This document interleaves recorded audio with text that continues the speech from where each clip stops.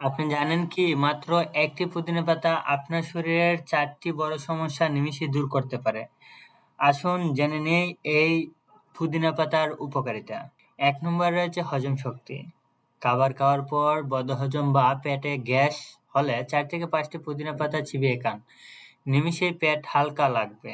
২ নম্বরে রয়েছে মাথা ব্যথা। যদি প্রচণ্ড মাথা ব্যথা করে তবে পুদিনা পাতার রস কপালে হালকা ম্যাসাজ করুন। এর মেন্থল উপাদান মাথা নিমিষেই ঠান্ডা করবে। ৩ নম্বরে রয়েছে শ্বাসকষ্ট ও সর্দি।